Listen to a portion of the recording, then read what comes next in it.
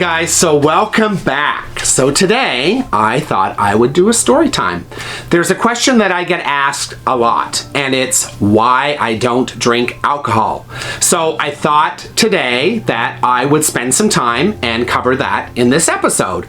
And that way those of you who know me will now have an answer to that deep burning question, and those that are new to the channel, this is another way for you to find out a little bit more about me. Where does it all start? So I grew up in a very small town in the east coast of Canada. It was about 5,000 people. Growing up in a small town, everybody knows everybody, and there was drinking around. I mean, in the early stages, I would say, you know, kind of in high school, you would sneak some drinks. You'd be at a friend's house and their parents would have some alcohol there and you'd sneak a drink. Sometimes an older sibling or something could pick up some alcohol for you from the liquor store because that's what older siblings do.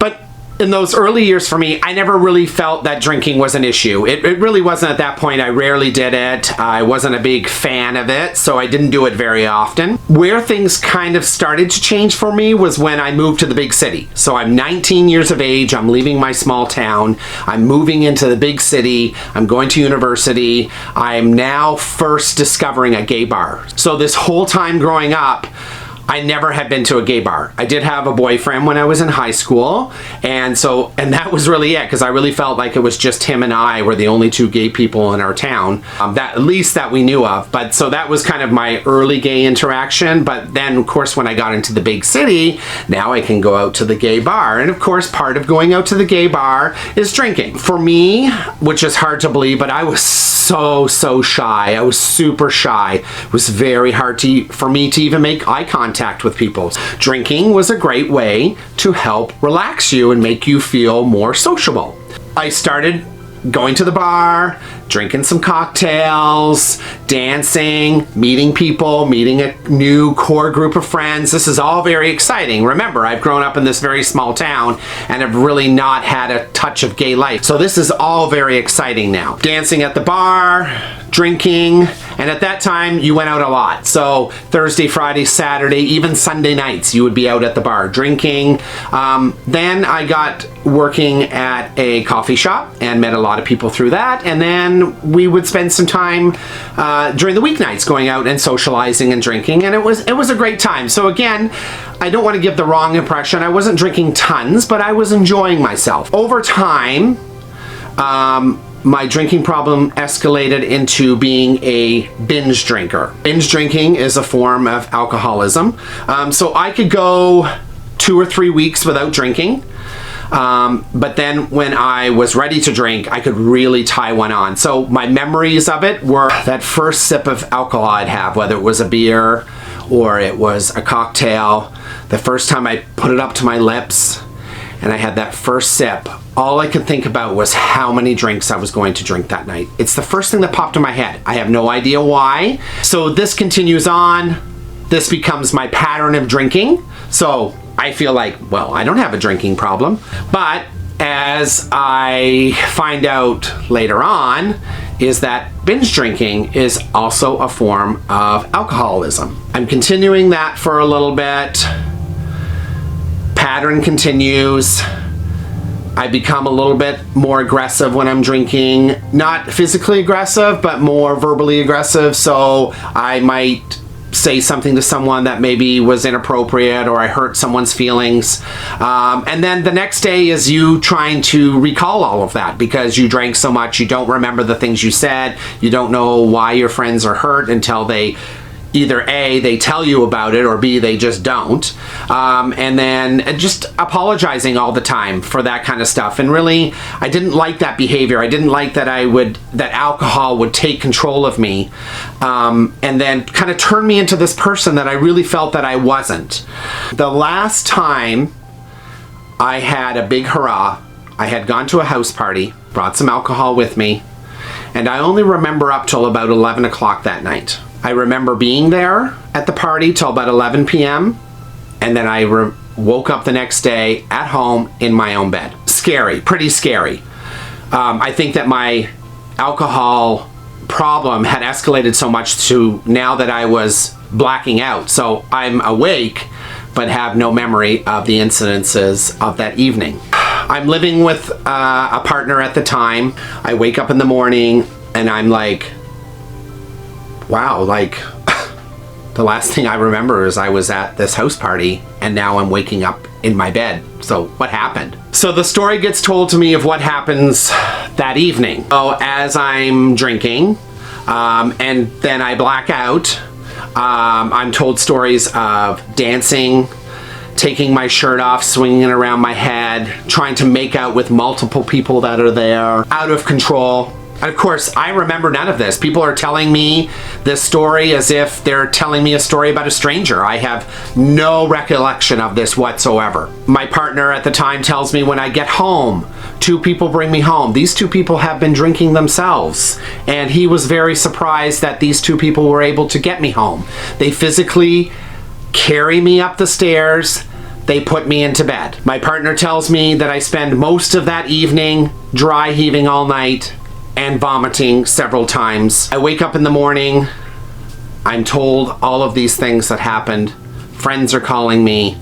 Of course, this is a day before cell phone cameras, so there's no pictures or anything, thank God. You spend the next day apologizing to people, re-evaluating who you are as a person. Is this the person that I want to be? Is this the person that I want to spend the rest of my life as? I felt awful that day. I just felt awful.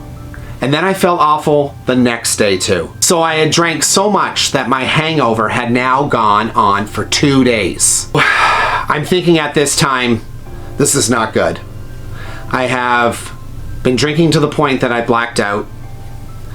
I have people that are driving me home that are intoxicated themselves. Something could have happened to me. We could have been in a car accident. I might not even be here that morning. I could be dead. This behavior has to stop. This is not good. This is destructive. I've got to get over. I've got to beat this demon. I told my partner at the time, I'm not going to drink anymore. He said, I've heard you say that 100 times, Sean. You say that every time you're drinking, you get a hangover the next day, you're never going to drink again. And then 2 or 3 weeks later, you're making an excuse and you're drinking again. But I said to him, but I could have died coming home. You told me that the people that drove me home were intoxicated themselves, and you were very surprised that they were actually coherent enough to drive the vehicle that I was in, that I have no memory of being in, and getting me home. So that scared me. And I love life so much, and I want to be here for a very long time, and I'm not going to let something like alcohol take that away from me.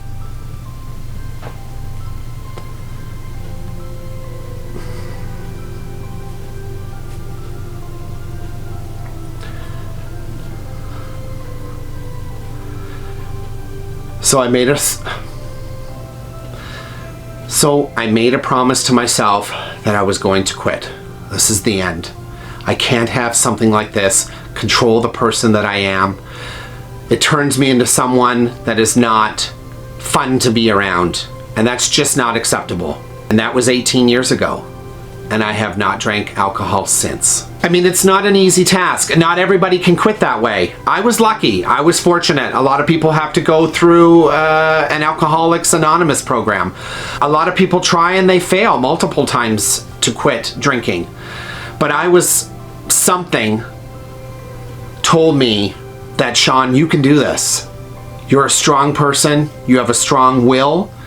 You have a strong desire to live a long and healthy and happy life, and you can beat this. So in the beginning, it was difficult. I had to pull myself away from friends that drank excessively, because it's hard to give up alcohol and be around people who drink so much that it's all they can do, and then they're trying to draw you back into there. You know, don't feel so bad, Sean. Oh, you can do it. You can control it. But they're obviously having trouble with themselves and trying to control drinking. Did I avoid people who drank? No. I mean, I had friends that drank rarely, or friends that drank very minimally, so they were never out of control, and they also respected the fact that I was no longer drinking, so it was never encouraged. It's hard. I mean, everybody is different. You may not be able to go out to a bar. You may not be able to be around people who drink alcohol. You may have to separate yourself from people like that for a while, but you have to do what works for you. For me, as an extrovert and someone who is very social, that would be very difficult for me. So I needed to feel like there was still a sense of normalcy, even though I was no longer drinking. I love it. People ask, how does it feel not to drink? 18 years, it's been amazing. I have control of my body. I have control of my senses. I have control of 18 years ago was the last hangover that I had in my whole life. I don't have to deal with that. I can spring out of bed. God forbid my CrossFit workout wasn't too hard the day before, but in most cases I can just kind of jump out of bed early, wake up with the sunshine, do a stretch, and start a brand new day without having to worry about, did I say something last night that was inappropriate? Why do I feel like garbage today? How long is it going to take for this hangover to go away? Those kind of things are gone. I don't have to worry about it anymore. So I'm hoping today, guys, that there's something that you get from this story. Whether it's just kind of a recheck of, is my drinking okay, or maybe is it escalating, or it's just to hear one of my stories and just so you get to know me a little bit better, and those, like I said earlier, who know me will now know why I don't drink alcohol. And you know, it's really funny, I have to say this though, even though it's been 18 years, every time someone asks me why I don't drink alcohol, I feel like I'm coming out to them. Almost like I'm coming out of the closet every single time. So it's such a weird feeling because it's like, oh, you don't drink alcohol? Like, why don't you drink alcohol? I just tell them that it's a demon that I no longer want to battle, and now I have control of my life. And it's funny, and people are like, okay, you just do you. You do what you need to do. But I don't know why I still feel sometimes that it's weird, or I feel uncomfortable telling people that I don't drink. It's not a big deal. It's really not. It's okay not to drink alcohol.